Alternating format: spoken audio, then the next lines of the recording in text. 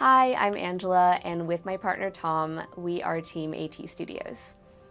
This summer, thanks to the INSEAD Gender Initiative, we underwent our Summer Startup Tour to meet founders, operators, and investors in the United States, shaping the next wave of culturally rooted consumer brands.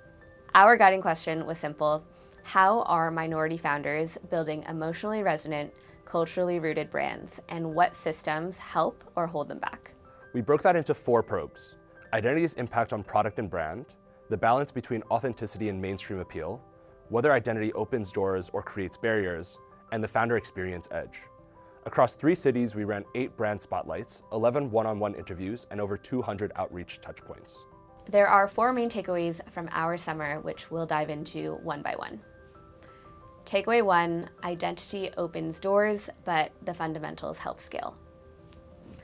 Underrepresented founders, especially AAPI and women, remain overlooked in late-stage leadership, yet they make up a striking share of unicorns and IPOs. Megan at Goldhouse Ventures puts it best: the best founders are domain experts who have lived the problem that they're solving.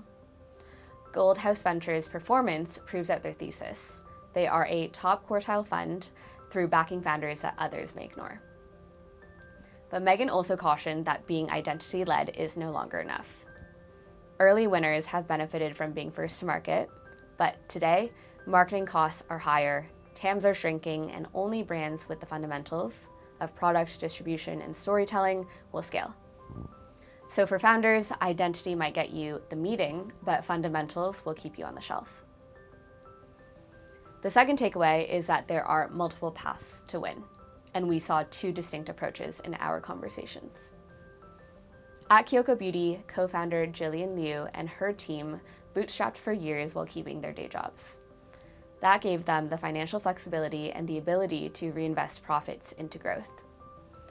A single viral video about a Japanese toner then drove 3 million views and a 10x spike in sales. So their lesson: organic content and smart curation can substitute for heavy ad spend. Meanwhile, Mushrooms founder Gina Shi started with mushroom jerky as a proof point. She tapped into the nostalgia with Asian American consumers and gained traction through platforms like Snack Magic, helping her land in 400 specialty grocery stores. But she didn't stop there. Gina now sees mushroom jerky as the first step towards building an entire mushroom snacks category aligned with high protein trends. The shared takeaway in both cases: there isn't just one way to building a successful brand. Some take the steady bootstrapping route, while others use a first product as a springboard into a broader play. Our third takeaway: it's not about authenticity versus dilution, it's about total addressable market. Wild-mannered soju cocktails exemplify this. Michael Gu and Perrier didn't start by pushing niche Asian flavors. Instead, they sold the occasion of soju cocktails: karaoke, nights out with friends, communal experiences that felt universal. Only once that use case was established did they layer in cultural flavors. Michael explained, Asian flavors create nostalgia for some, but for others, it's another new thing you have to sell. We needed to sell the concept first. Similarly, Spatula Foods learned that authenticity doesn't guarantee adoption. Launching a new gourmet frozen category came with high education costs. Ian Wang told us, introduce a completely unfamiliar dish, and you're not just building a product, you're building a category. And that's expensive. The insight: scale comes from knowing where your total addressable market actually is and reducing the friction for new consumers to try. Our fourth takeaway: reframing identity and anchoring in familiarity unlocks accessibility. Gamza Foods, founded by Columbia MBA Sarah Huang, faced the dilemma of whether to call her Korean-inspired breakfast congee or savory oatmeal. Consumer testing showed that congee created hesitation. It felt foreign, requiring education. Savory oatmeal, on the other hand, immediately clicked with US consumers, even though the formulation didn't change. Sarah explained, this is not an authentic Korean product. It's a uniquely Korean-American product that represents the immigrant experience.